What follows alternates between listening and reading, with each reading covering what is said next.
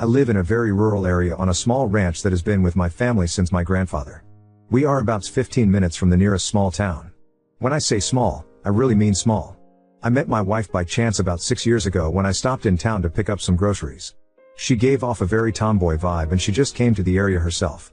She had just finished school and found that she hated city life and wanted to come back to something more familiar. I'll get to that later. I guess she saw me pull in with my pickup and some of the heavier equipment in it, and she came over and asked what sort of livestock I had.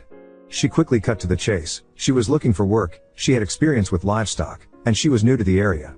It is strange in our area to have single women looking for work as a ranch hand, but she said she could prove her worth, and, if I wasn't impressed, I was free to drive her back to town at the bus stop and that'd be that. I was looking for an extra hand for the upcoming months and was considering contacting my neighbor's boys for it, but figured I'd give her a shot. Glad I did too. She has one hell of a work ethic, and was proactive about everything on the ranch. I let her stay in a guest room in the main house for the first week, until she had enough pay for an apartment, but within 6 months she moved back in when we started dating. 8 months later was when we married in a small ceremony with about 20 friends and family members. The only person to show up from her family was her uncle. Uncle was a tank of man, even in his older years, and had a sheep farm in Northern California. Him and I talked shop a bit when he was there, and he was proud to give wife away. I could see where wife got her work ethic and knowledge of livestock from the man. There was, however, one topic that wife did not like to discuss. It was her birth parents. At first, all she would say was there was bad blood between them. Early on, that was fine. We didn't know each other yet. But after the engagement, I wanted to know more about her, and know what exactly I was diving into. Her mother, the professor, worked in a college teaching a class I most likely would never attend. Her father, Phil, was, as wife described, a weak man that does what the professor demands. Some of the things wife described the professor in doing sounded absurd and borderline insane. It included her trying to get wife a girlfriend in middle school, insisting wife was a lesbian. Now, wife is a bit of a tomboy, there's no denying that, but she is also most definitely not a lesbian.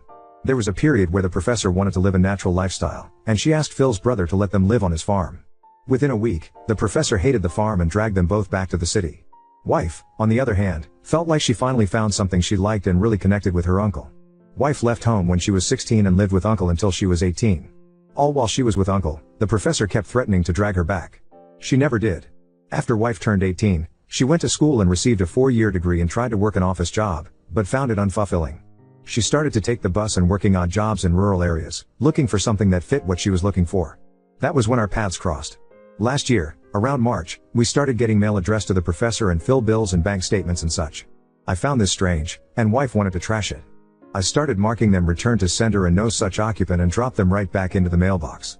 This came to a head in October when I was cleaning up the yard and a bright white SUV drove up with a U-Haul attached to it. Wife looked up and turned pale. "Oh God, it's them," she said. Out stepped a rotund woman and a thin man that only had a passingly resemblance to uncle. The professor immediately walked up to wife. "Professor, well, let me have it look at you. It's been years." Wife, "Mom, what are you doing here?" "Professor, the university is doing virtual classes, and with COVID, we figured we can self-isolate at our ranch." The R had a weird emphasis. Me, "Excuse me, but this isn't your ranch." "Professor, oh, I'm sure we can have the ownership all cleared up." "Well, aren't you going to invite us in?" Me, "Ma'am, you may be my wife's mother, but you are a stranger to me. I would rather not."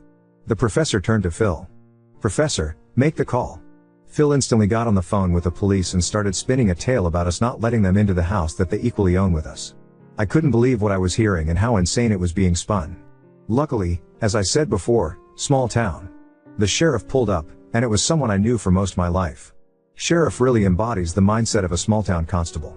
He tries to be a peacemaker and a peacekeeper first and foremost. He also knew that this land was in my family's name for 3 generations. "Sheriff, what's this I hear about you selling half your ranch, Duke?" Me, "I didn't. These are my wife's parents and they think they have a legal stake on my land." "Professor, not think, no. We've lived here since February. With tenant laws, that means." "Sheriff, funny, I don't remember you in town."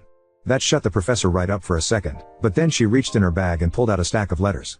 A lot of them the bills and bank statements, with the ranch's address. "Professor, then how do you explain these?" Sheriff took the letters and looked at them.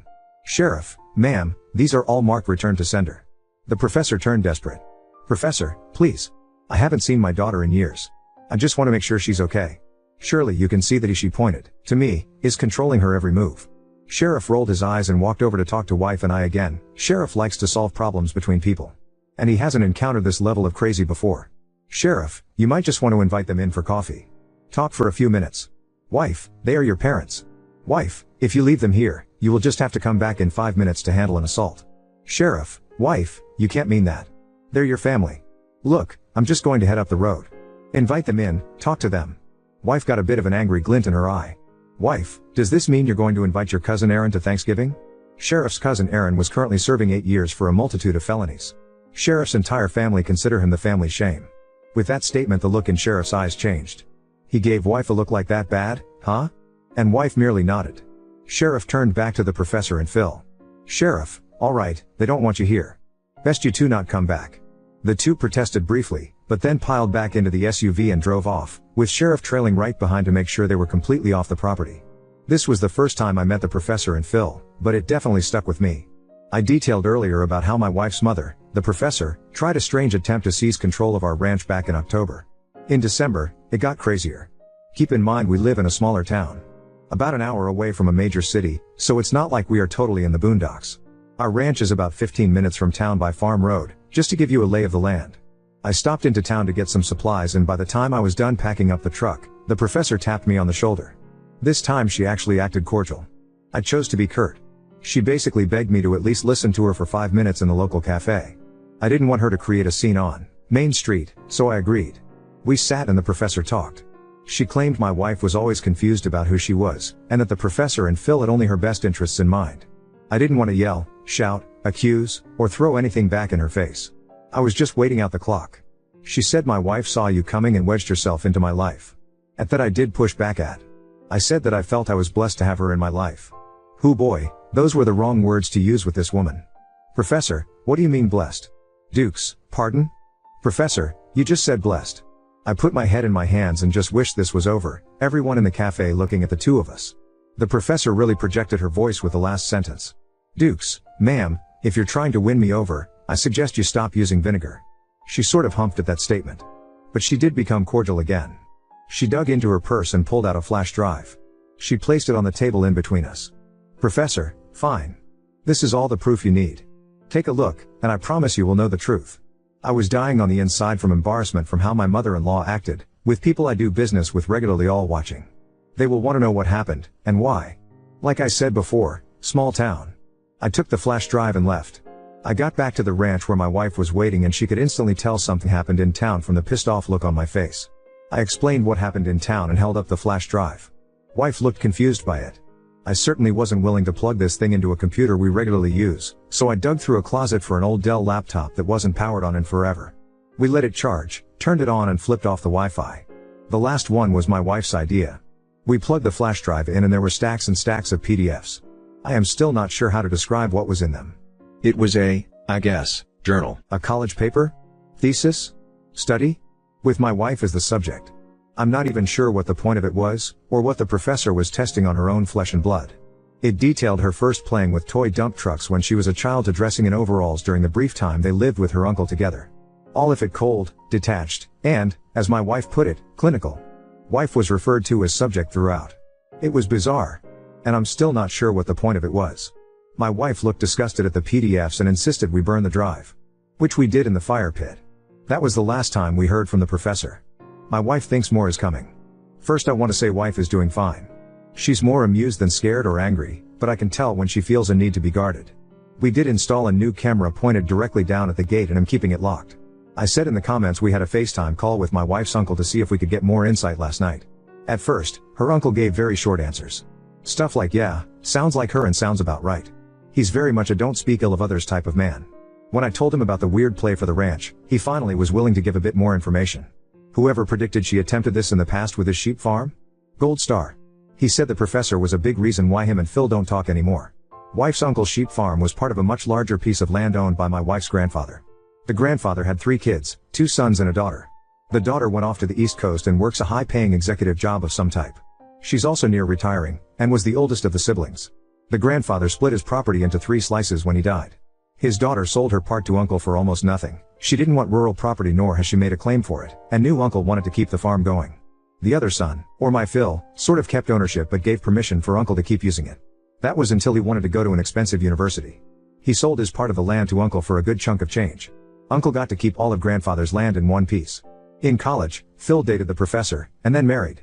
Uncle heard bits and pieces, but Phil just only called during Thanksgiving and his birthday, and that was about it for many years. A few years later, professor was in, as the uncle called it, a hipster phase and heard about the farm. She didn't just show up. Phil asked first. Phil knew what rural life was like, professor didn't.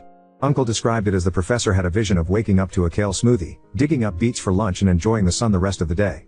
If you live on a farm or a ranch, you're spoiled for choice when it comes to daily chores. Uncle's farm was primarily a sheep farm, but they had a vegetable garden and a small orchard. This meant work. Uncle was easy on the professor. She was only given a few chores, such as clipping dead vines in the garden and airing the compost. She apparently treated this like an ordeal. She nearly destroyed the tomatoes Uncle was growing that year, and he had to redo the compost every evening. But the way she complained, you'd think she was tending the orchard and the sheep. She did not like manual labor. But she was also oddly in love with the idea of a farm. You can't have the joy without the pain, in my experience.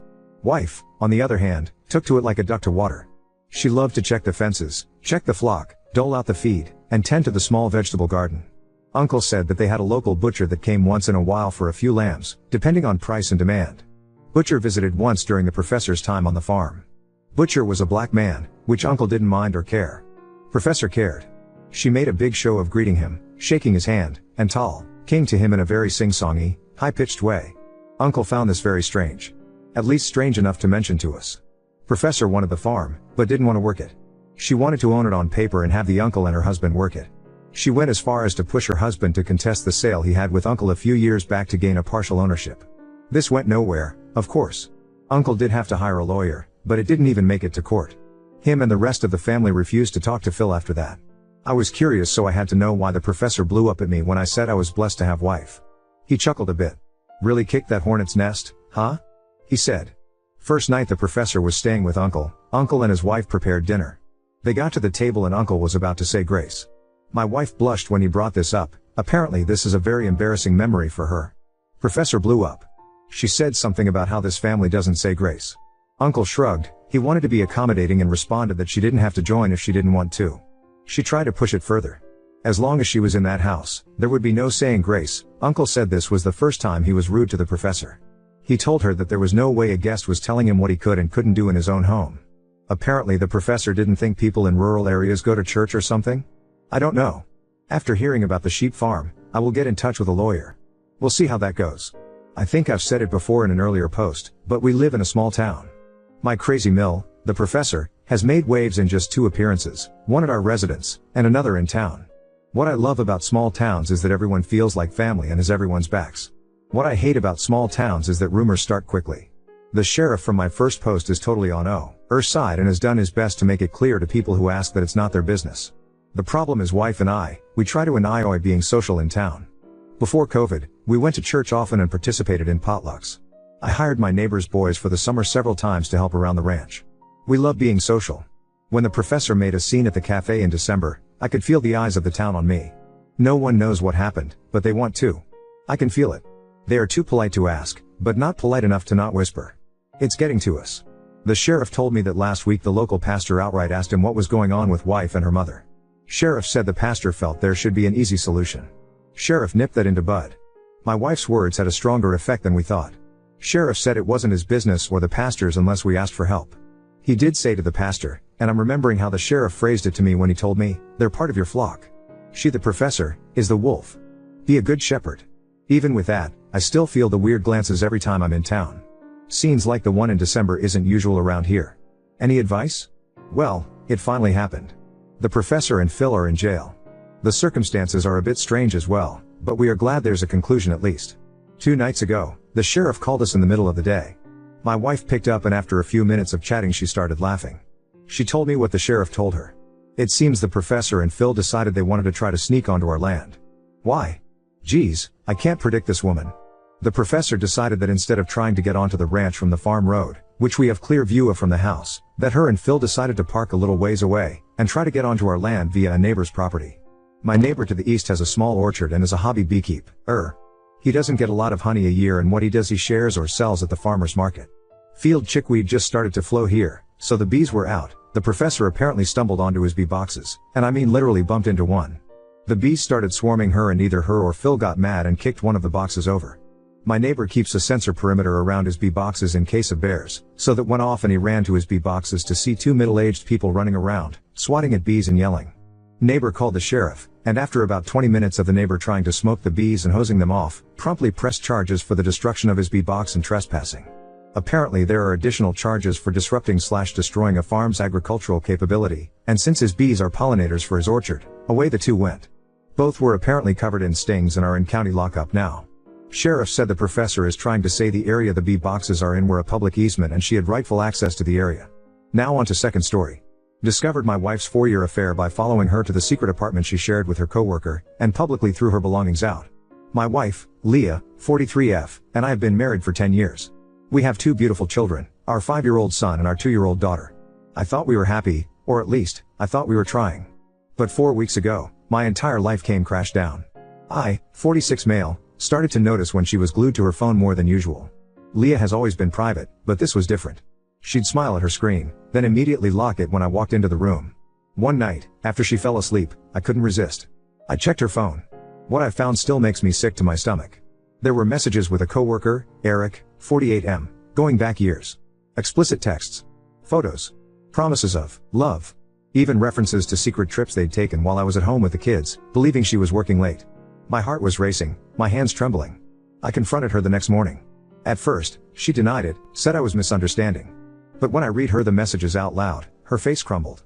She admitted it. She said it started 4 years ago, long before our youngest was born. She tried to justify it, you were distant, we were struggling.